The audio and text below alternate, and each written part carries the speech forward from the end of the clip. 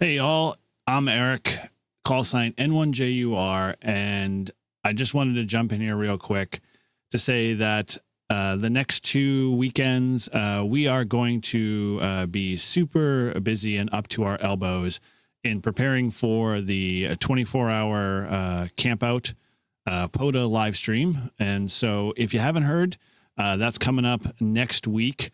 And so in preparation for both the holiday, Labor Day weekend, and the weekend after, we are going to do what we're calling Please Copy 5-9 episodes. And so Paul and Todd both went back into our archive and pulled out one of their favorites of the best episodes that they think should deserve copy 5-9 there. So this first one is from Paul, so hope you enjoy it. This is the episode titled Overcoming Mic Fright, and so hopefully you'll enjoy. Thanks again for, as always, being loyal Live Free and Ham followers. And don't forget, head on over to our website at livefreeandham.com or our YouTube channel, and make sure you click and subscribe and hit the notify bell to be notified on our Friday live stream, which will be next Friday, the 5th. That will be our whiskey and steak night. So we'd love to have you on there. We'll be giving a few things away that evening. But the bulk of the 24-hour POTA live stream will be on Saturday, starting at 1 p.m. Eastern Standard Time, going through till 1 p.m. a Sunday. So those for UCC, I think it's 1700. So hopefully see you on the live stream. Again, this is a huge giveaway, a big hangout, and we are also doing a big fundraiser for Teachers Institute and Steve Good Games. So please head over to our website, check that out. Donate if you can't be there, because we want to continue to help further the education of ham radio in schools. And so, as always, thanks again. 7-3, POTA on. Today, guys, I can't do this. I've got mic fright. Please go on without me. Oh, Todd. I guess we're going to be talking about mic fright without Eric. I guess so. All right. Well, hello and welcome to Live Free and Ham podcast. Looks like miraculously I've been healed. We're up to 31 episodes. Hopefully I have good control of the mic.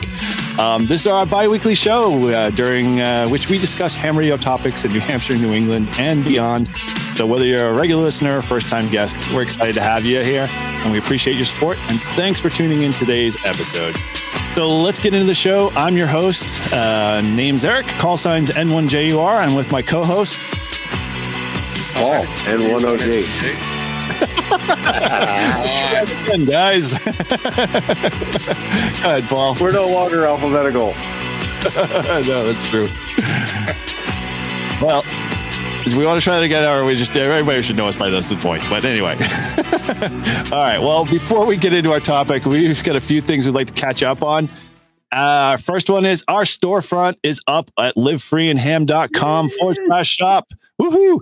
We are all wearing our official employee, issued clothing. And as we see, Paul has been modeling our Hand Radio Makes Me Feel Dumb and That's Okay shirt. Todd is wearing our official Izzo, that guy, those guys up north in New Hampshire shirt. They are all over there in our shop and waiting for you to go over there and grab and be part of the Live Free and Ham family. As you know, all we'd like to thank a few folks that have actually purchased.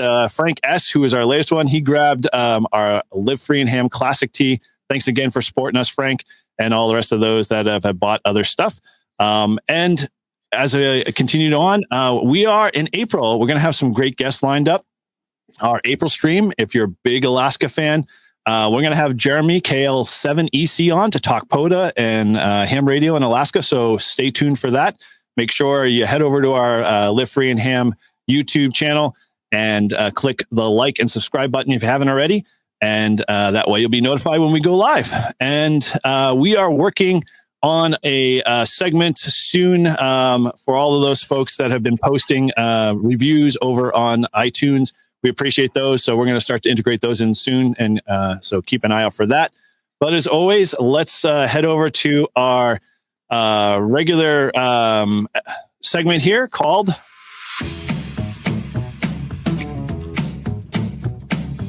And now for something a little extra with Todd W1STJ.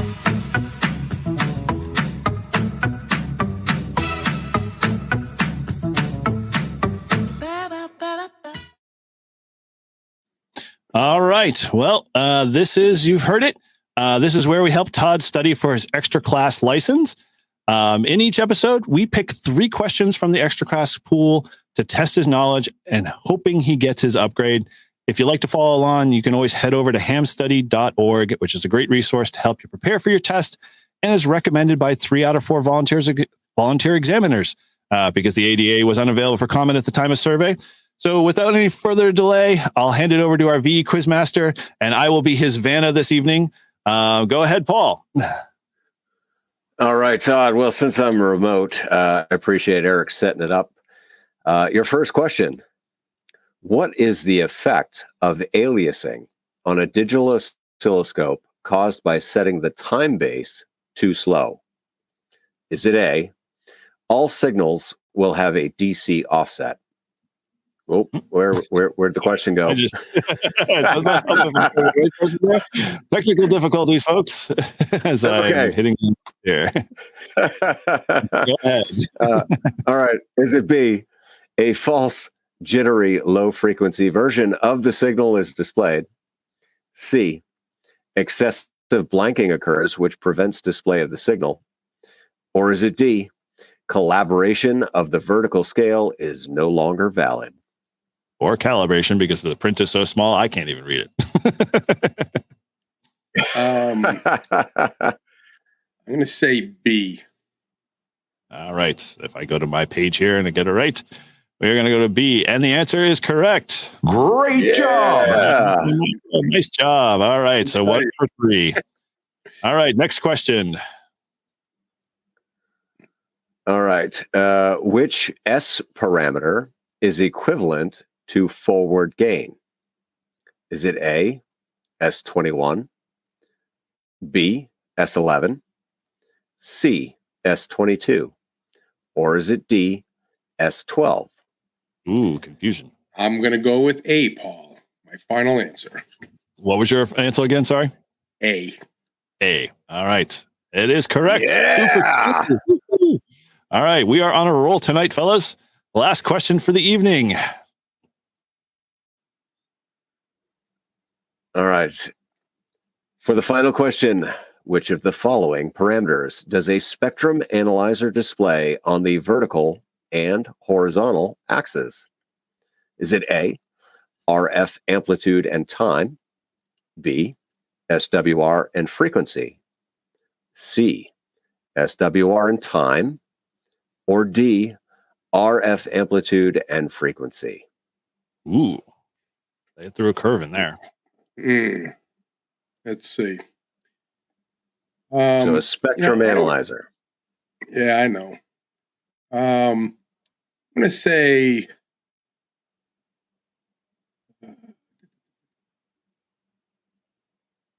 I'm going to say D. Ooh. And you are correct. Yeah. Woo-hoo! 2 for 3. Nice job. All right. All right. Excellent. Cool. All right. We are In a row. here. Oh, You can't get better than 100%. No, that's two. That's 2 in a row for the record. So Yes. And it's only getting better from here. it was 0, right? Then I get 0 once, 0 out of 3. Yeah, that was a tough show. All right. Well, as always, so if you're in your journey to studying for your technician, general, or extra class license, in that case, hamstudy.org is always an excellent resource for getting your ticket. And if you've recently received your license or you got upgraded, let us know. We'd like to recognize you on the next episode for your hard work and effort. And you can always email us with that information at livefreeandham@gmail.com, and we'll surely mention you on the next show. All right. So as our usual segments here, we're going to talk about our ham radio week. And so we'll just kick things off here. So, and Paul, you seem to be one in a great place there. We'll pass it over to you. So how's your ham radio week been? Well, so while I may not have done a lot of ham radio, transmissions or receiving this week so far, this week I spent planning and preparing for being where I am, which is not in my shack. I'm currently at an undisclosed location in Pittsburgh, New Hampshire. And I've got a beautiful view of the total solar eclipse where we will be in totality tomorrow. So I will be set up outside with the 8981 and the Reliance and Fed half wave to do the solar eclipse QSO party, and I'll be running Whisper for a little bit as well. I'll be running Whisper from my house as well, so that way I can send along the data from both the partial eclipse and the totality. But yeah, I'm really looking forward to doing a whole lot of radio tomorrow. That's awesome. We're up to date, but you've just totally glazed over the most important thing that if any of our listeners obviously are watching this YouTube one, you notice that he has officially received a certain. Yeah. So my gift to myself for getting my extra class license was that I wanted a 1x2 call sign. And so my plan was to be an extra by the end of January. And I passed my exam on New Year's Eve. So I was a month early, and I started looking at what extra 1x2s were available. And N1 OG became available on March 8th. And I had my heart and soul set on being number one Oscar the Grouch. And so I applied at 6 a.m. on March 8th, and on the 26th, I was granted my call sign. I will forever now be known as N1 OG. Incredible! Well, congratulations. When I first saw it, I was like, he's the original gangster. Look at that, a ham radio. Yes. I guess that comes from my work. That's what I deal with all day at work. So that just came to mind. All right. Peace out. West side. Yeah. Let me go get my red shirt on, my blue bandana. Yeah. Yeah, we should all be wearing red bandanas. So yeah, congrats on the call, man. That is totally awesome. Glad you got the 1x2. Those are very tough to come by these days, especially the short supply on them. And it's inspired me to think about upgrading my call, but we'll table that one for later. Everyone know you're like super famous now, Eric. Everyone knows. I know. Well, you can't change. Mm-hmm. Yeah, that's exactly what I'm running into. Too much of a change. Cool. All right. Well, with that, let's transition over to you, Todd. How's your ham radio week been? Oh, ham radio week. Well, nothing good happened. We had, for those of you in New England, we had a bunch of crazy weather. Monday was baseball practice. Thursday and Thursday was snowstorm. High winds, ice, rain, and my antenna did come down the long end. So wasn't too bad. I was going to try to put it back up. Didn't work. And I lost Eric's weight to the gun that the antenna cannon that he gave me. So I know exactly I know the area it is. I just don't know exactly where it is in that area. So I bought a slingshot, and tomorrow morning before Eric and I are going to go out and do activation during the eclipse. I am going to try to launch a fishing weight with fishing line with a newly purchased wrist rocket that I will be launching into my tree to get my antenna back up so I can start using my flex in the shack again. So that's what's been going on. Haven't done an activation in a while, so I am really looking forward to tomorrow. It's going to be like 65 degrees, which is going to be sweet. Took the day off, and yeah. So cool. Today I got everything ready, or last night and this morning I got everything ready, and I am all packed, charged, and ready to go. Sweet. Well, hopefully I won't have to visit you and do a POTA from a ER or anything, so you don't kill yourself with that slingshot. And everything goes well, fingers crossed. One thing I was thinking of, since we've been talking about the lost, shot weight, I was like, there's got to be some technology we can put in here. I'm thinking, maybe I can load them with air tags or, some RFID tag or something like that, so you can easily track all these things that we lose. I have an extra air tag. If we could fit it in there, that'd be kind of cool. We should try that. Although charging charging them might be a challenge. Yeah, you have to charge them. They're like long-term batteries. Oh, dude. Well, true. We could do RFID tags too. They only, wake up when you scan them. But that might be pretty cool. We'll market them on Etsy. Yeah. All right. Well, cool. So with that, like Todd said, we will be, getting out like Paul out into the eclipse. So by the time this show airs, it'll be way past that. But we'll definitely, I'm sure, be reporting on our progress. I'm not going to be doing any official whisper tests or anything like that with Todd. I think we're just going to get out and see what the bands can do.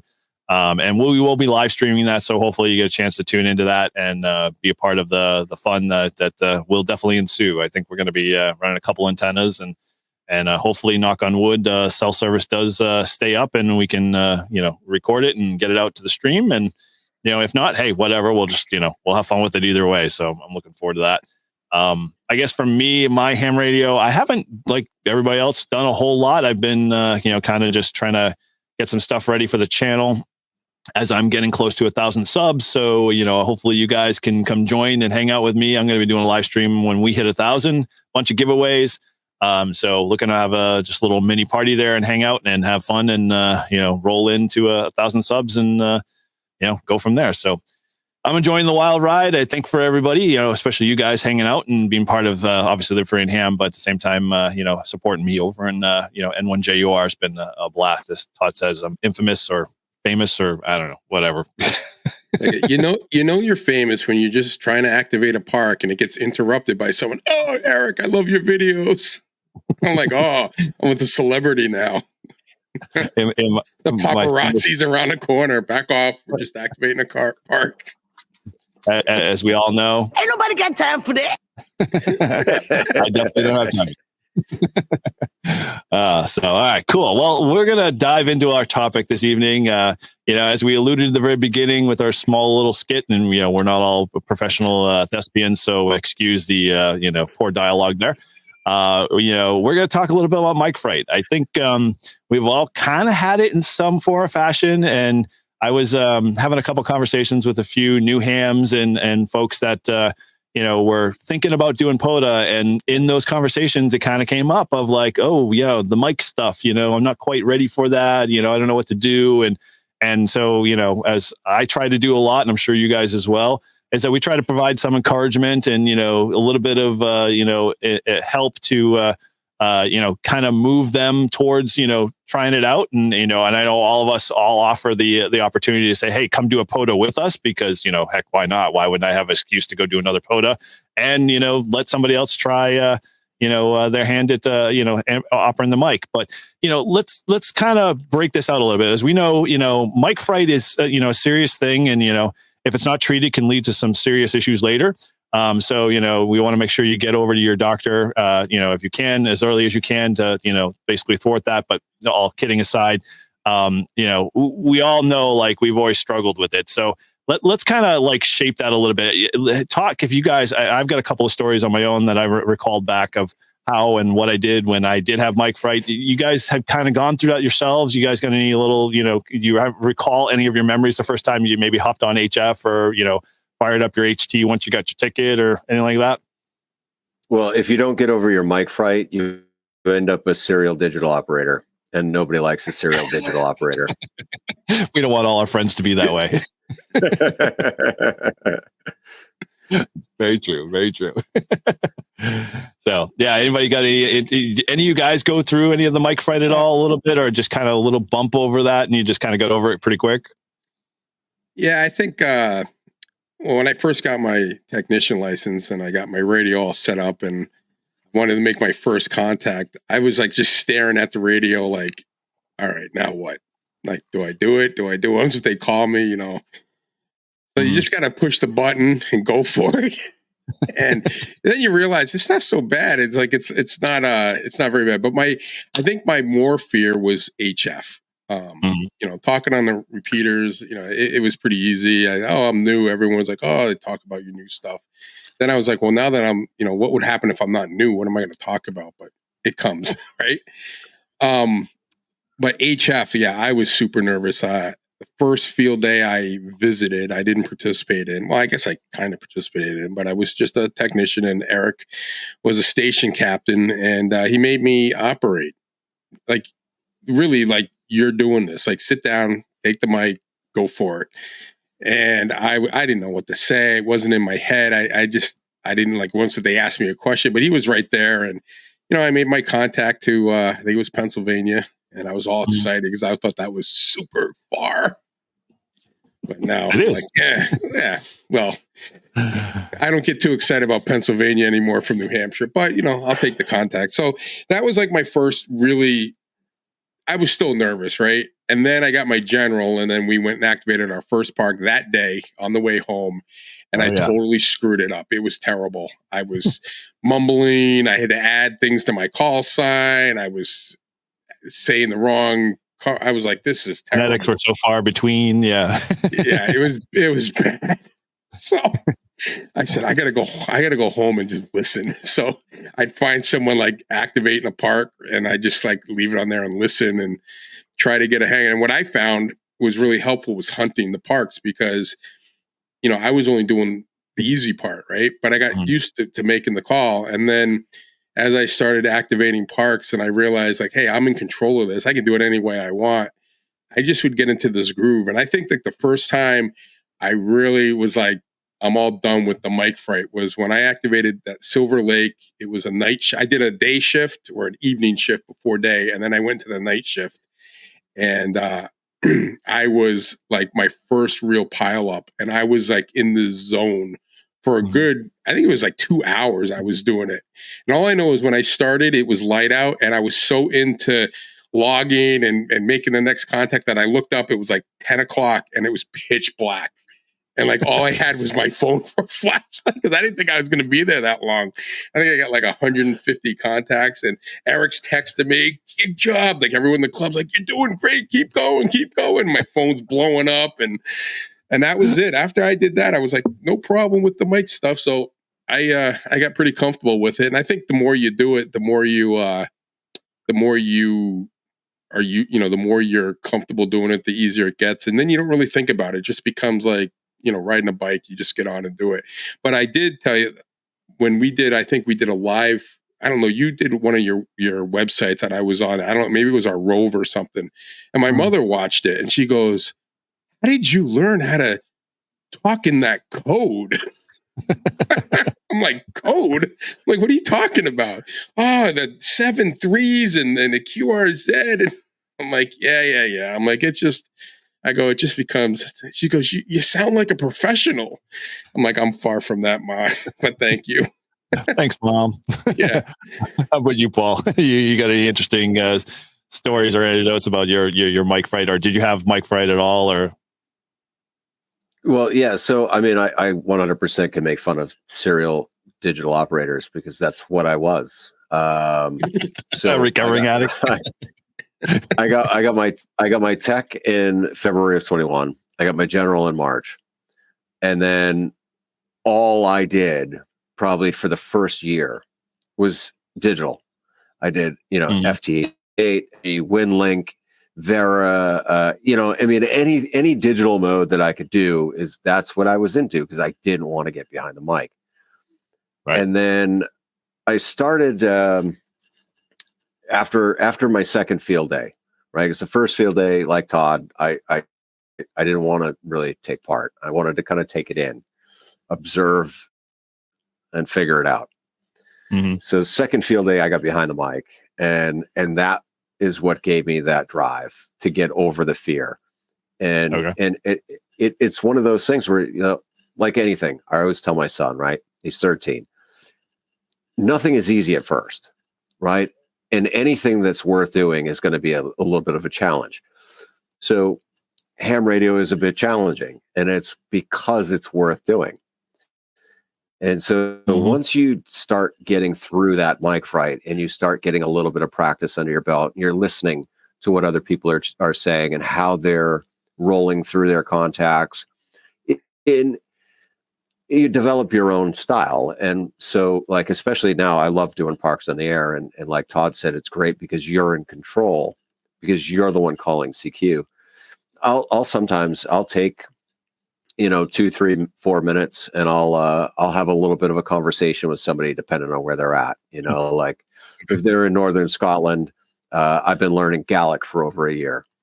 And so, I'll ask them, Avail Gaelic Hackett, do you have Gaelic? Most of the time they don't, but they appreciate the sentiment of me asking, and then it spurs a little bit of a conversation. And, it's funny because I'm not a very sociable person. I don't tend to agree or get along with people very easily. I'm somewhat difficult with people socially. I know, Todd, believe it or not. I don't know what you're talking about. Well, hear me out. So, okay, look at how much time I spend with a local club. Okay, yeah. I don't go to the breakfast. I don't go to the barn. I don't go to club meetings. Like, I don't want to be around the people. But you put me behind a radio, and it's a completely different story. I'm very comfortable now being behind a radio and having a conversation with multiple people. And so for someone like myself who doesn't want to be physically in a social group where you get anxiety in that aspect, getting over that mic fright is key to finding a little bit of happiness in communicating with others. Yeah. Good points.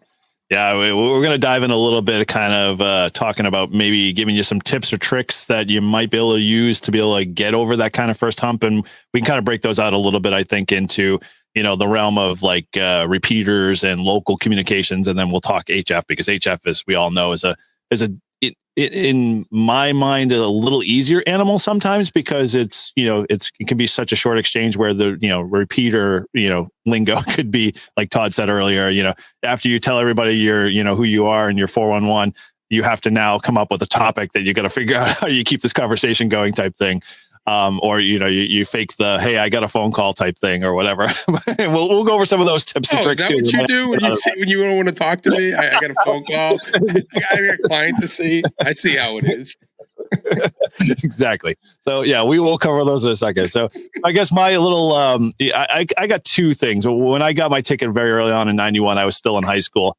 I was very much that computer nerd, and I my one sport I played was baseball, so I spent most of my time in the computer lab, electronics, room and whatnot. So when ham radio kind of came around, and I got my ticket, I really could only talk on the repeaters, and so I would have to say when I first got my first HT, the first thing I did was fire it up and ka-chunk the repeater, and then I prayed after I chunk the repeater that nobody would come back. And of course, the repeater in town was a very active repeater. Everyone was always, using it for commuting. So I should have just really realized that somebody would be like, who's chunking the repeater? And back in those days, when you chunk the repeaters, they got annoyed by it, especially if you did an ID.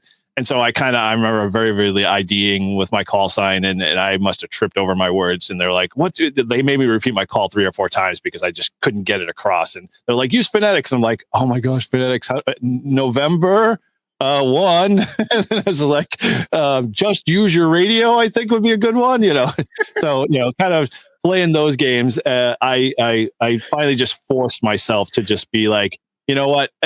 I'm going to be me on the radio, and that's just kind of how it is. And if they know me personally, then they'll be okay with having a conversation. And those that just think I'm weird, well, yeah, I'm in the hobby. It's radio, so you're going to be weird anyway. And so that's kind of how I forced myself to have those conversations, and where I learned that later on in life when I feel bad because I hop on our repeater locally all the time, at least 3 or 4 times a day. Constantly just put my call sign out there, hoping, somebody will respond. And I can almost tell when I get those onesie twosies of the people, and they put out their call and they kind of do it a little bit, knowing that they don't want really that to happen. I'm going to be the guy jumping on there, but I'm like, I'll happily guide the conversation because I know they're just like trying to like think of the next thing to say or the right thing to say, or has it gone to 10 minutes yet? Should I ID? That kind of ordeal.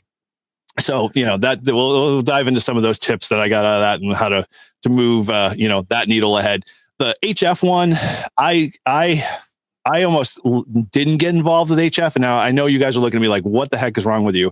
But when I first started getting into HF was when field day, when I was a lot younger, and I had a lot of people in the club who were contesters. And so they were the very like hardcore guys. And so you had to follow format, and none of them like really gave me a structure to work in, like, hey, say this and then try that, then say this and try that. And they responded this way, kind of helping you through the two-way conversation. They just kind of said, well, here's the sheet, follow it to a T, and, make sure you're hitting all, getting your contacts quick, because once you start, putting your CQ out there, people are going to start responding. And I remember, my first HF contact, I stumbled over every, and the problem was the club call sign was like WB1GOF. And so that's a tough one to remember while you're trying to say everything else. And I thank God, our club call sign today for our local club is N1QC, which is really easy. Queen Charlie over and over again.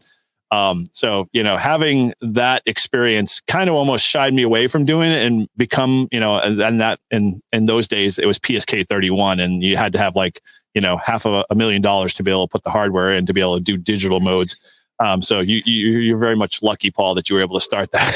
Otherwise, it would be CW for me, and I was struggling with that from the day one. So, yeah. So HF only got better for me once I finally got 10 years later into the hobby and got my general. And I remember doing my very first HF alone. And like Todd expressed, it was like, I'm going to just do this. And I think I screwed up 5 times. I probably didn't log every contact that I had.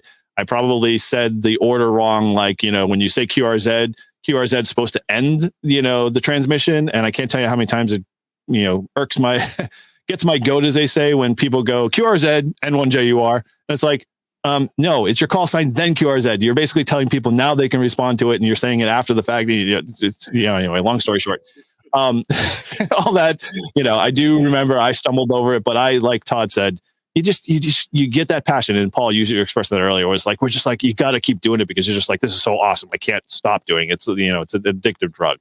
So, yeah. So it sounds like better. Oh yeah, sadly, yes.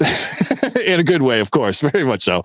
So, when you started, so let's kind of break this down. So let's talk a little bit about the more localized communications with, dealing with repeaters or, VHF, UHF communications. Now, anything that you guys, when you first started to do that, did you find that you were really like more concerned with like making sure you got all of the right things in place, meeting your call sign every 10 minutes, making sure say 7-3 instead of 7-3s, or I'm going QRT or I'm going clear, like all of those little nomenclatures that we kind of use in the hobby. Did you find that you just, adapted to that well and were able to kind of integrate that into the conversations you had with folks, or would you just kind of, really went at it at a different? Well, thanks to the technician test, it says when you want to call someone, just call CQ. So I was that rookie calling CQ on repeaters, like loser. Just so dumb, but yes. Right? I know. But you know what? I didn't know you guys then. So I was like, all right. But fortunately, I have to say that 99% of all the hams out there are really good people and are not going to, they're going to tell you, you don't have to say that on the repeater. You say that on HF or whatever. You don't have to say it on the repeater. Just throw your call sign out there. Someone will get back to you if they're listening and they want to talk. But, there is always the one guy that would, could be a jerk about it. But I had a positive experience and I just laughed at it. I said, well, you know what? I just took the test and that's what the test said to do. And they go, oh, that stupid test. You don't listen to that stuff. Right.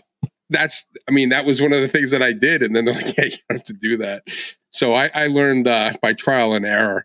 I use our repeater probably the most. And I just call my call sign out when I get in the car and I go to work or coming home from work, or if I'm just driving around. And, some of you guys, I've talked to all you guys numerous times, and there's other guys in the clubs. And I've actually been talking to a new guy in Townsend. He's a technician. I think he's working on his general, but he has, I talked to his 11-year-old son he was with him when I was driving to work doing the night shift, and he was all excited about talking. They were waiting for I think they were waiting for their programming in their radio, the International Space Station. So he was all excited, thinking he was going to hear the astronauts or whatever. So I thought that was kind of cool. So I talked to him for a little bit, and I don't know. I call in, he keeps reaching it back out to me. So he's we kind of have something in common. He was in the the Coast Guard. He did some what do you call it, like correction kind of stuff, like police work. And, I kind of do that with juvenile probation. So we kind of had to talk about that. Now, Paul, I told him about Watson. He trains dogs, but as he says, he trains people to handle dogs, which I thought was pretty funny. So, so he's been like, I haven't met him or anything, but we talk on the radio a lot. And so it's kind of cool because we have a lot to talk about because we don't really know each other that much. But I think getting on repeaters is, just throw your call sign out there. Someone's always willing to talk to you.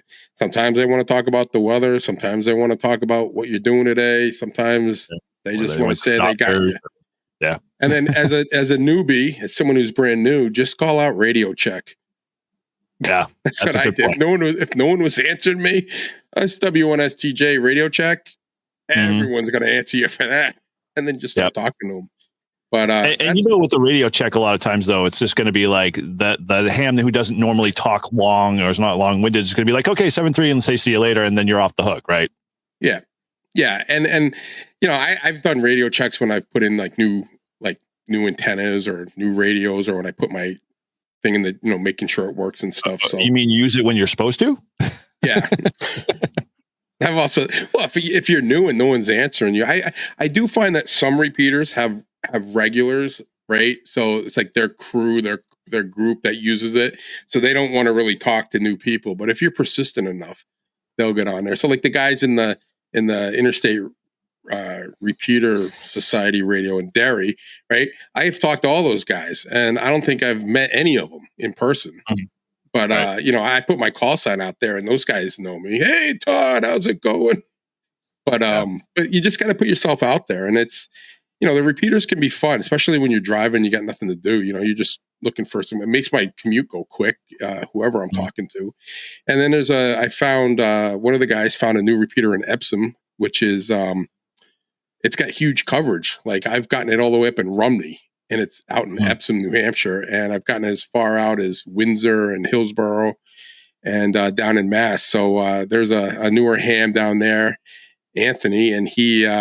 I do tests with him, so he's always on it. He must monitor it like 24/7. But I always tell him where I'm at and how I'm sounding, and where it's at. And he's we found that repeater is got a huge area and it works really well. So so sometimes I'll do that. So I mean, like I said, I just play around with it, and sometimes I just listen. Sometimes I don't want to talk to anyone. I just want to hear like someone's talking about a topic or something that sounds interesting. I'll just listen.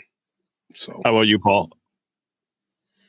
So when it comes to VHF, UHF, I would say for me, like when I first started, I did a lot of listening, and listening is good, but there's not always a lot of activity. And so what I would do is I would program the repeaters into the Baofeng, right, via chirp, and just hit scan. And then whenever it would find something, that was something, I would listen. Once I got my license and I started like, well, all right, I'll throw my call sign out there. And you throw your call sign out, and maybe somebody comes back to you, maybe somebody doesn't. But I have no issues whatsoever with somebody who actually wants to make a call with somebody calling CQ on a repeater. Like that is how we let people know, hey, this is me and I'm calling. Who wants to talk to me? Right? So shame on anybody that says don't call CQ on a repeater, because if you are calling and you want somebody to talk to, call CQ. I don't care. It doesn't matter what mode it is. But I think for me, the biggest challenge with with local repeaters was when I was on, not everybody would be on. And so, a lot of times, like I'd throw my call out there, and like you, I'm kind of hoping that nobody comes back. But on the other hand, you're also kind of excited. Well, maybe somebody is going to come back. And, Right. What are we going to talk about? But it doesn't matter what you talk about. It really doesn't, you're in the same area, you're in the same vicinity. So you both know what the weather is. So the weather is a non-issue, right? But if something's going on in your household or something's going on in your neighborhood, whatever, talk about whatever's on your mind, Right. Don't let fear hold you back, because we all started with zero experience, right? And anybody that forgets that, shame on them, because that's the kind of thing that makes new people not want to stick around. Is oh, well, I jumped on a repeater and some old hat got mad at me. That's stupid. Stop it. just be nice. It's freaking radio. Yeah, I'm with you on that. I think all good points, definitely from a standpoint of, doing the Radio Shack options really good. That's just kind of good segue. And like you said, Paul, most people aren't going to care about the weather or what you had for breakfast. But in essence, if that's what pops into your head at that moment, that's totally okay to share with somebody. It's not like, there's not this, script you have to follow, except the fact that the only thing you really have to do, according to FCC, is ID every 10 minutes. And even then, I know a lot of repeaters, I'm not IDing every 10 minutes. And I'm usually in a conversation with somebody, and 35 minutes in, somebody else will be like, oh yeah, I forgot to ID, and they'll ID for me. And I'm like, yeah, fine, I'll just keep going, whatever, whoever's listening, if they want to bust me, fine. But, I normally the repeater's ID too. So if the repeater IDs, then that's a reminder. Oh yeah, I should ID as well. Yeah. That's good point there. Yeah, I didn't even think about that as being a little trigger, even though I ignore it. You go ahead, Paul. Yeah, Todd. No, I normally, if I'm having a conversation with someone and I can't really keep track of time, but I'll just throw it out there when it's my next turn to go in there, and I'll just throw both our call signs out and say N1JR, W1STJ for ID, and then continue on. Yeah, I don't think it's that, it's that important. I mean, it's not like this is you, this is me. Right. And they're not sitting on the repeater like, all right, you're busted. You're getting a fine. We're coming after you. You're getting sanctioned. And they're not going to be hunting you down for that. Trust me. No, I don't think. I think they got more important things to be worried about. But I mean, people try, and then you do it, and then it's fine. But I think too, listening, finding nets. There's a couple different nets that are around here. I used to get on more nets, especially when I was just a technician. I think I had one or two every night. But time is valuable, and I don't have that much time anymore to sit around for half an hour net. So I try to get on our net. And I have a couple other ones. And if I'm around the radio or if I'm in the car, I'll definitely jump on them. But if you're afraid to get on the net, listen, go through a couple of weeks of listening to the nets, see how they go, and then just throw it out there. Yeah. And you just tell me brand new is my first net, and the net control will guide you through it. And then what I ended up doing is I got on the nets, and then I really liked the nets, and then I ended up someone asked me, one of the net controls said, "Hey, would you be willing to do net control?" I said, "Sure." So I tried that, and I just thought, "Hey, it's my first time." And people, "Oh, you did great. Because I figured they're all saying that because it's "Oh, we want you to be president of the club," but because no one else wants to do it. But I like doing it, so that's why I do it on Sundays. It kind of interferes with us, so I apologize. We should probably just move our recording time to 8 because it used to be 5 people. Now it's 15, and everyone has something to say. Yeah, with that, if you move it to 8, now that everybody listens to our podcast, they'll be like, "Oh, well, we got plenty of time. Todd doesn't have to be on until 8." Right. But no, it's been good. And it the first time, I mean, an hour before, I'm like, okay, I got everything spread out, lined up. I have my own little spreadsheet that I keep track of. I got my script, and I was so nervous. And then I did it. And now it's my 11-year-old be like, "God, Dad, aren't you running the net tonight?" It's 5 or 7. Oh yeah. Run in, turn on the radio and go. So, but it goes with comfort. Some people like to talk. There's some people just like to listen, but I think that part of radio and ham radio is communication. So that's what we're here for, right? Like whether we do it online, CW, but we're supposed to be communicated. And I find that what's really enjoyable for me is when you get to the HF stuff and you're talking to people around the world and you learn things about their culture, their countries, what they're doing. And it's kind of cool because on HF, you're always logging, and a lot of guys will have their log up. And when they type in your call sign, like, oh, we worked each other 2 years ago, you know? Yeah. We'll hold on that one. Put a pin in that for a second. There's one other thing I want to talk about the VHF, UHF, because I think the HF, that piece is a really good part.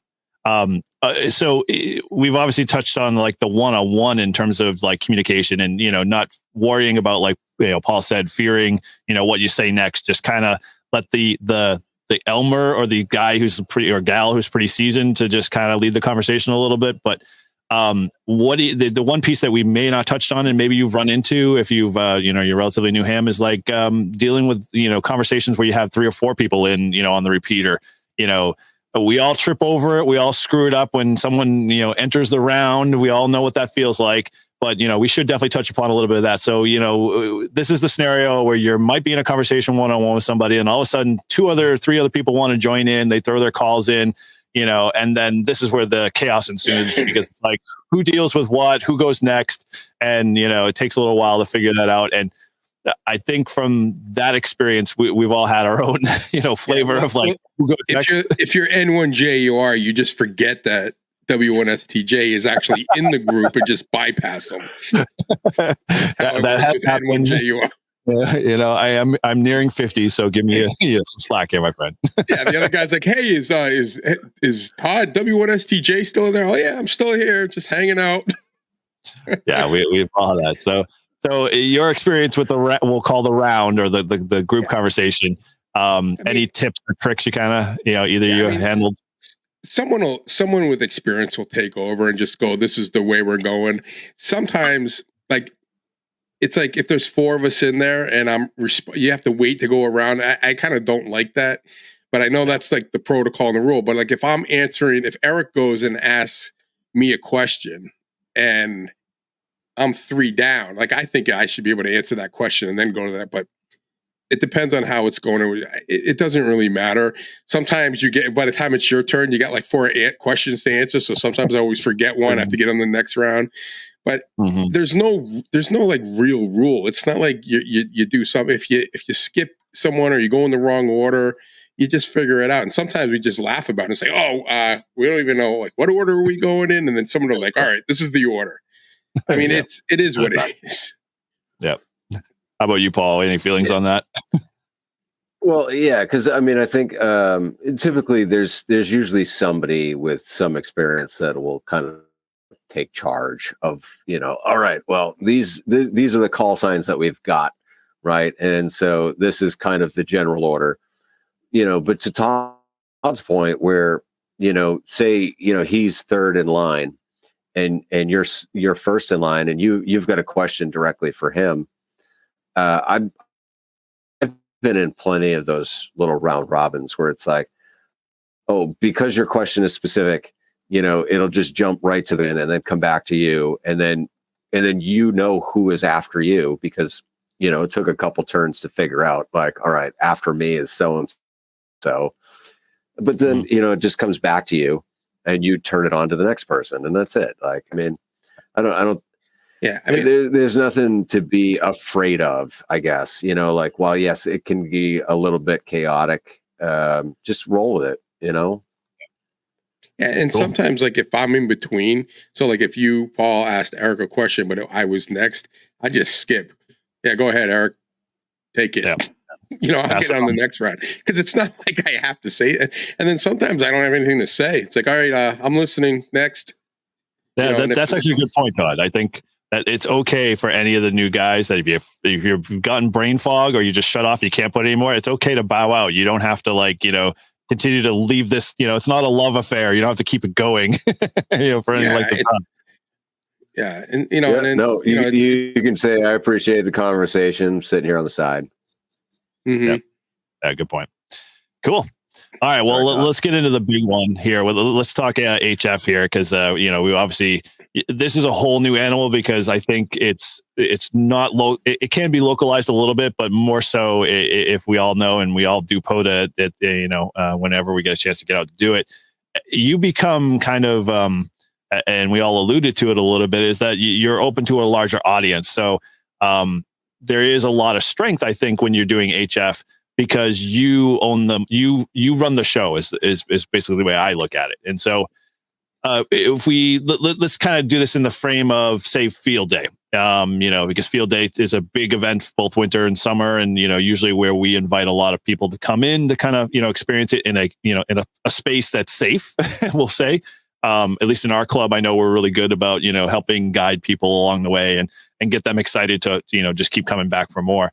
From that perspective, when you're encouraging or trying to pull somebody in and they are dealing with mic fright, obviously I abuse you, Todd, and I have to apologize again, publicly, for just pulling you in and saying, here, go to it.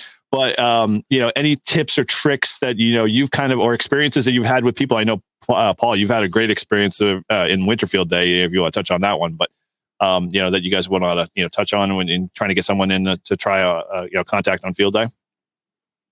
The big thing for me, right, putting somebody brand new behind a radio is, one, be patient with yourself. Okay, we're all our own worst critic, and I guarantee all of the horrible things that you're thinking about yourself is not what the person on the other end of the radio is thinking. They can hear your inexperience coming through the radio, and any ham worth his salt is going to understand that there's inexperience there, and they're going to be patient with you. So you just have a little bit of patience with yourself and don't be so hard on yourself. It will all come in time. Just don't let fear hold you back, because I guarantee you the person on the other end of the radio is not anywhere near as critical of you and what you're saying and how you're saying it as you're doing to yourself. Yeah. How about you, Todd? No, I second that. I mean, like I said, 99% of the people out there are willing to help. And, I've done POTA activations with pileups, and I've had a new guy get on there and he was all screwed up and he's apologized. I said, listen, I got time. Let's talk. You're doing great. This is what we're doing. And I think it's like you're passing on, because I was there at one point and I know what it was like. And I think that will make that ham so much better, because he's going to then feel more comfortable about going on. Now, the one thing I wouldn't do if you were brand new and you have mic fright and you get on HF, don't go on a contest. Those guys are like, I still get nervous. Like, they go so fast, and if you screw up or you ask a question, it throws off their rhythm, and they get all. You can tell that they're like, "Why is this guy?" But if you are going to do a contest, listen for a long time. Figure out what you're supposed to say. Figure out what they're looking for, and then do it. I'm not discouraging you from doing it, but I said when I was a brand new general and I got on and I started doing trying to work some contests and stuff, I find myself really pissing people off just because I didn't understand what was going on. But you know what? It's a learning curve. Yeah.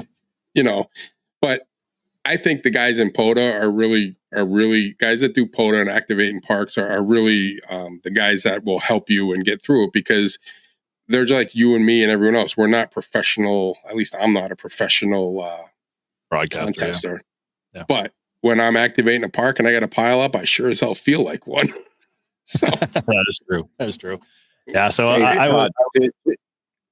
sorry. No, go ahead. But to your thing about shit. Helping people, stopping the taking the time to walk somewhere. No, contest. Yeah. So listen, don't be afraid to jump into a contest either, because I do it. I'll jump in. I'll say, hey, listen, I don't know what the exchange is, but I hear all of you guys. So if you help me out, what's the exchange? I'll give you the proper exchange, and then I'll move on. Most people will be nice enough to explain it to you. Yeah. So don't even be afraid to jump in. Yeah, I guess politely. Yeah, my point is not to my point is to do it. Don't make that the first one. Yeah, don't make it your. I mean, I don't know. I mean, I had an experience with a guy from Brazil, like pushing 2,000 watts, and he was super fast, and I screwed it all up, and I could tell he was pissed because I threw him off his, like, he was probably working like the championship or something. Yeah. And but I mean, like I said, there's also, I mean, I've talked to guys on HF that are doing live. Like I talked to this guy, I think he was in Italy. He does a live YouTube stream of him activated. It's awesome because you work them and then you go back on YouTube and just scroll back and you can hear yourself on how he hears you. So I found that pretty cool to do.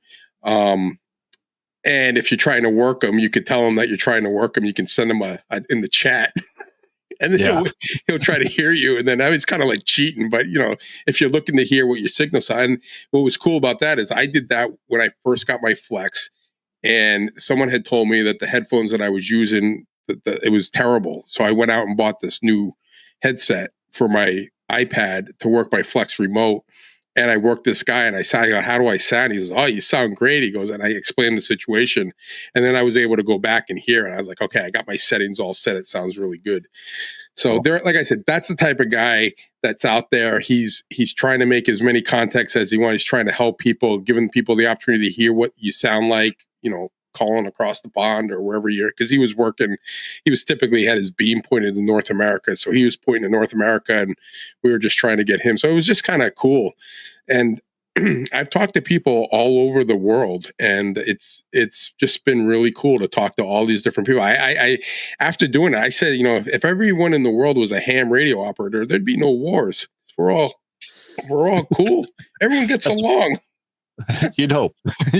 Ham radio could lead that one way. Yeah, I don't know. I just haven't met anyone that on the radio that's been really bad or I mean, they've all been like really generous, and then they're curious. Sometimes they want to have a QSO and talk about, you know, they've never been to New England, New Hampshire, the United States, and you know, and I'm like, yeah, I've never been to Serbia. Right. Yeah. So funny things with HF is we probably all maybe touched upon a little lightly is that. Whether you're in field day or you're in, you know, doing a POTA activation, and if you're brand new, one thing that I think we kind of alluded to, and I just kind of want to drive home a little bit, is that you'll feel more successful if you have, or you surround yourself with people that love the hobby and love playing radio, because they're going to be, like Paul said, very patient with you, and they're going to give you the words or spoon feed you a lot of the words a couple of times. And we had an example, we might have shared in a couple episodes prior, where we had Winterfield Day and we had a brand new family just got their tickets and they brought their kids along to come to Winterfield Day. And I remember just sitting next to Todd, sitting next to Paul, and you know, they were on 10 meters and she was just following the script, and Paul was just giving her, you know, little things here and there to kind of tweak or approve or just make sure as he heard it, you know, she could relay the right information. There was one instance, I think, you know, in Paul was saying earlier, where it's like the other operator on the other knew that the kid, their daughter, was on listening and actually making a contact, that he took the time to, you know, congratulate her, encourage her, do the whole entire thing. And that's, I think, what we're alluding to, is that it might be scary from a mic fight perspective, but know that, you know, people are going to know that you're just going to be going through those phases, and it's okay to, you know, not say one thing or, you know, miss, you know, saying 7.3 or say, you know, some 77s or 88s or something really crazy that made no sense. Or, you know, you know, when you're supposed to say QRZ at the very end, you say QRT, you know, those kind of little trip ups. Know that, you know, those codes and all of the nomenclature will come in time. You don't have to stress over knowing, you know, what you need to say before you say it. Sometimes you just try it, and if it sticks, it's going to, you know, jog your memory, and you're going to keep redoing it over repetitives, you know, over and over again. So I think all of us, you know that very well, and do it very much often when we do POTA and, you know, field days as, you know, a big example of that. So I'm totally with you on that. And Eric, you did, you know, the cheat sheets for field day, laminated kind of what to say, what you're looking for, what you're giving out, who we are, what our numbers are, you know, all that kind of stuff.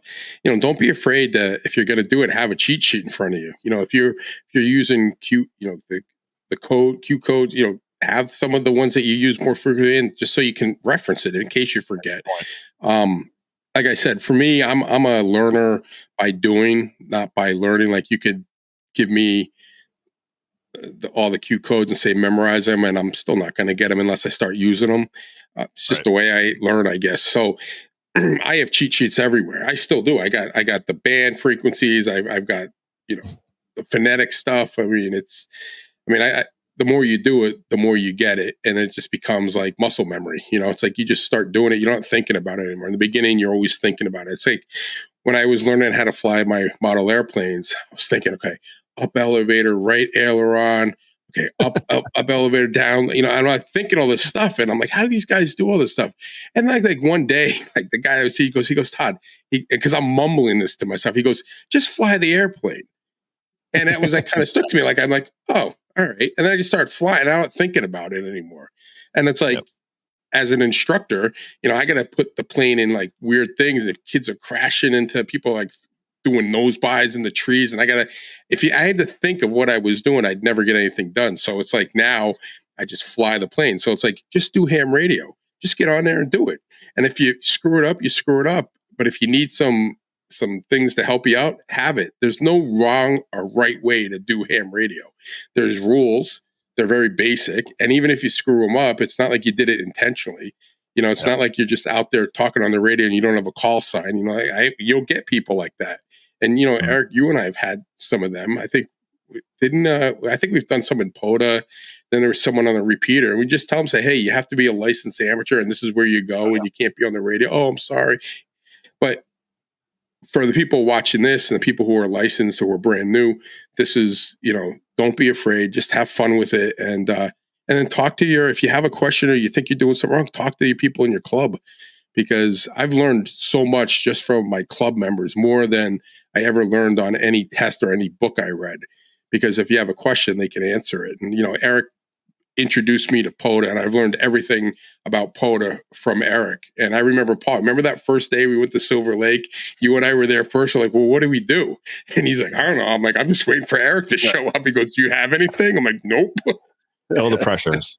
but that was like one of the first really experiences. Like, we had, both of us there. And I think you and I were like, kind of like brand new, like, well, I don't even know where to start. New.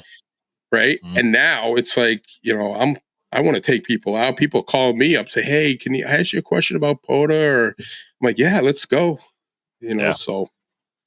All right. So we kind of touched Mike Fright from a perspective, and to kind of just put a little bow on this a little bit, is what do we do? I think there's a piece here that we didn't really focus on, but I think is a good thing to talk about. Is like, so we got some seasoned people here. What can we offer folks who are seasoned to help them, provide encouragement or direction, or, helping these people that, are trying to get over the Mike Fright? What would you do, or what, because if there's a couple of things that you can be as a mentor to mentor others to be mentors, is that kind of makes sense? Anything you pass on in that sense to those folks that might be listening that, I've been doing it for a while, the Mike's talking is no big deal, but how they can help, or seek out those folks maybe? It's very simple. So an experienced ear will know inexperience as soon as you hear it, right? Because we all know, right? It's obvious when somebody is inexperienced getting on a radio, it comes through and you can hear it. So for those that are experienced and you hear it, be patient. Stop being a dick. Just be patient. Remember, you were once there as well. Yeah. I'm in my line of work, I work with troubled kids, so I'm always trying to help them. So for me, it's pretty natural to want to help people. So like on field day, when I have my little station going and people come into my tent and I'm working at it, I say, hey, you want to do this? You want to listen? Sit down next to me here. And I even start, like, especially with the younger kids, giving them the mic and saying, okay, press this and I'll talk, let them feel and then they want to go a little bit more and more and more. And you just, like you said, be patient, but just offer it to them. And if they don't want to do it, I wouldn't force them to do it. Don't pressure them to do it too much, but like give them the opportunity to say, hey, you want to try this? This is fun. You can do this. You want to talk to someone, and they might do it. And then people who are hesitant, you start telling them stories. We talk about POTA a lot, and they want to start coming out, and people start saying, "Oh, can I come out with you?" Well, you take someone out, and next thing you know, they're like buying POTA gear because they're like, "Wow, this was really fun. This was awesome." And that's how you get it going. I mean, we've got guys in our club. We're very fortunate that do everything. Like there's guys that just do CW that really focus on that. They got guys that like to build and redo radios. So we got other guys that like to do HF contesting. We have other guys that just like to do POTA. I mean, everyone does something, and there's so much to do in this hobby that you should be able to find someone who will support you and help you. And, I know that there used to be like Elmers, but like, I think my whole club has been my Elmer because everyone's kind of taught me a little bit of everything. And that's why I think, we had a previous episode where we talked about the importance of clubs. You got to find the right club. You got to find a club that's welcoming and wants to be able to help. And our club has been awesome with that. They have been totally make you feel welcomed and totally understand the level you're at, encourage you and ask questions and offer to help. And it's just been a really good experience for me. And I think I got lucky because I found the right club. I joined in the beginning a whole bunch of clubs, and the Bedford Club, N1QC is the club that really fit for me. And that's where we all ended up. And looking now I'm doing podcasts. If you said, "Oh, when you got your ham radio license, you think you'd be doing podcasts?" I'd be like, "What?" Like, no, I don't even think I'll be talking on the radio. You barely pick up the mic to talk on that. What do you think I'll be on a microphone for? I thought this was gonna be a very inexpensive, simple hobby, an HT, and that was it. And then Eric laughed at me. He goes, "Yeah, we'll see about that." Yeah, but so Todd, right? Imagine if there wasn't an Eric to force you to get behind a radio. Mm-hmm. I know. Well, it wasn't just Eric, when we had, there was other guys that introduced me. Oh, they just say, "Oh, why don't you just come along?" So I'm like, okay. And then I see a guy John whips out a wire, plugs it into this like little radio this big and throws it up on a fence post. Next thing you know, he's talking to Italy. I'm like, "Is that really Italy?" I'm like, "That quick?" He's got a little battery. He goes, "Yeah." He goes, "You've never done this before?" I'm like, "Nope."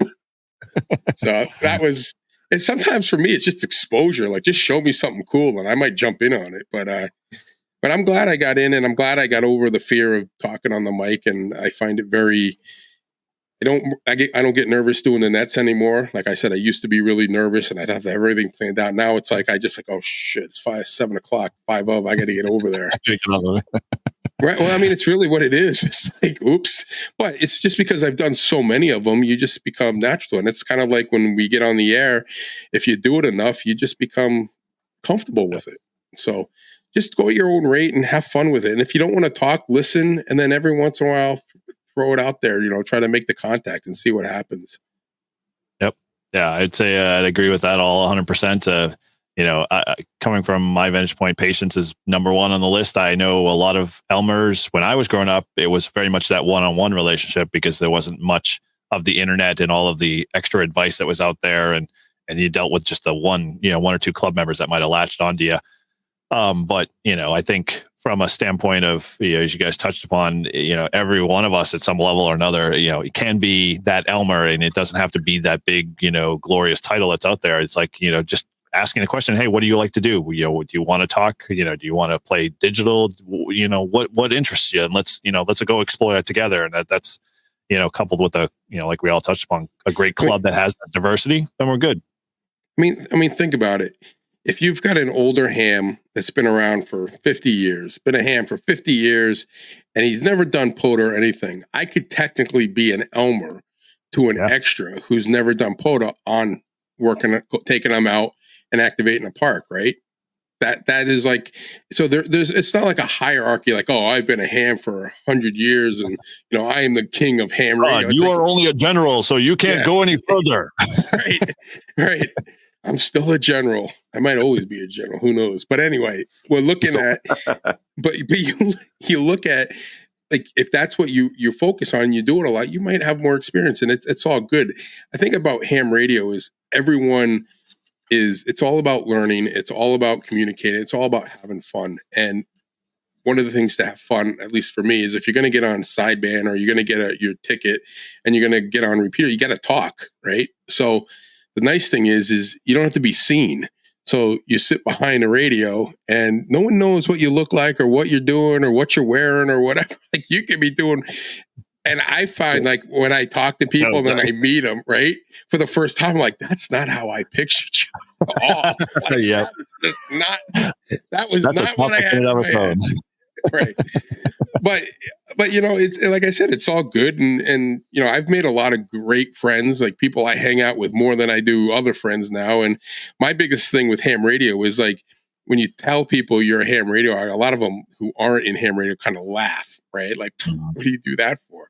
But then I like to talk to them about it and I tell them and then I show them and they're just like, oh, like you just made a contact to Australia? I'm like, yeah, did you hear that? I'm like, that's pretty cool, right?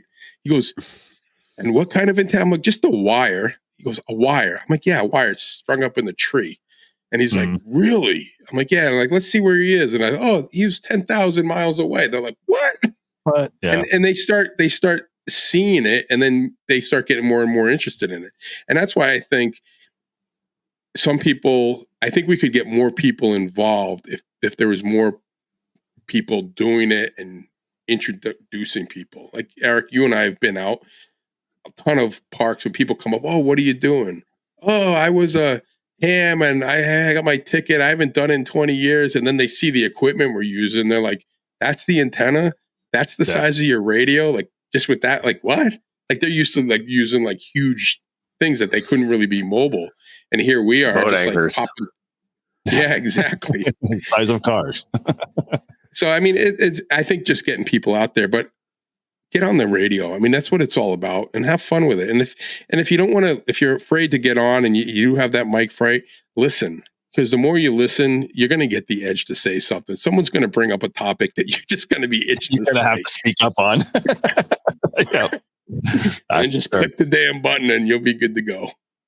Roger that. Well, I think that's a good ending here in terms of this Mike Fright topic. We touched upon some really awesome stuff here, guys, and hopefully you have learned a little bit more that's going to maybe get you or put you over the edge a little bit to want to keep doing that. And don't be afraid to set some goals. I bumped into a ham on our repeater that he said for 2024 I'm setting my goal to get on the repeater more and just put myself out there and start talking.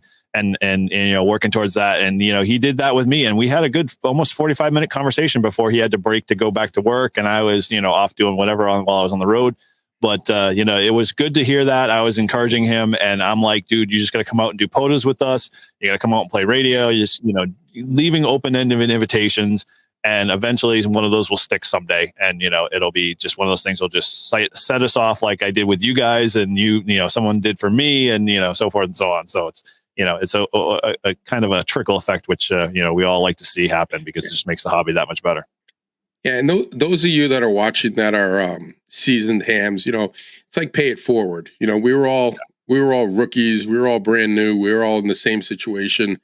Pay it forward. If you notice that someone is struggling or new or not sure of themselves, encourage them, support them. And all it does is it benefits our hobby. It benefits the new ham, and it benefits you for helping someone, get off their feet and get going, because that's what's really important, is keeping the hobby alive, keeping people on the air, and having fun with it. I hate to have a ham radio that says I hate ham radio, because no one helps me and I don't know what I'm doing. That would be, to me, a terrible thing. So if you're been around and you get someone or you're on the radio, just think of that the next time you find someone that might be struggling. Take the time for whatever you're doing and help them through it, and encourage them to keep going. Yeah. And it's like Paul's shirt says, ham radio makes me feel dumb. So if it makes you feel dumb, then you're okay. You're amongst everybody else. We're a whole bunch of turkeys. We all know had very little what we're doing, and we're all having fun with it. Yeah. So that's listen, exactly if I can do ham radio, anyone can, because like I said, when I started this, I knew green was ground. That's it. I knew nothing. The technician test was the hardest test for me to study for and take, because I knew it was like learning another language. But once I got into doing the technician stuff, the general was a little bit easier. And now the extra, well, that's a little hard. But you can do it, and it's not like it's attainable. I have no engineering degree. I've got no computer skills, as Eric will tell you. I know how to turn it on and click to the website. That's about it. I'm clearly not an electrician. And the only thing I knew about radio was listening to it.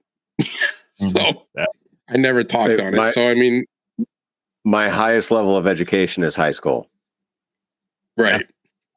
And look at you. And he's an extra that got the hardest test out there, right? So what does that say about our education system? It's just a waste right now. Negative. You can bleep that out. But no, what I'm saying is if you're not an engineer, or you're not, and you're just like, wow, this would be really cool, just go for it. I mean, I did. And like I said, I got into this totally by accident, and I'm just glad it found me. Ham radio found me, really. Is what happened, and now I'm like totally hooked on it. So man, we're just coming up with awesome shirt designs here, man. Ham radio found me. Yeah, I love that one. Awesome. All right, guys. Well, let's wrap this up here. So, as always, thank you for joining Live Free and Ham. We love you guys being part of the community, and hope that the words that we have tonight were some encouragement to get you in on doing more ham radio and just enjoying the hobby and connecting in with people that are like-minded like yourself. And so, as we always say, if you haven't already subscribed, head over to livefreeandham.com, subscribe to the podcast, leave us a review if you can, or if you're a YouTube watcher, definitely make sure you like and subscribe this channel as well. And as I say, you can always connect with the show in a couple different ways. First and foremost, like we've alluded to, you can always head over to our shop at livefreeandham.com/shop, pick up all of our merch. We're always adding new things to the store as we continue on in this journey. And if you're like an Apple podcast listener like myself, please head over there and leave us a review. It helps us get out into other people's ears that might be ham curious.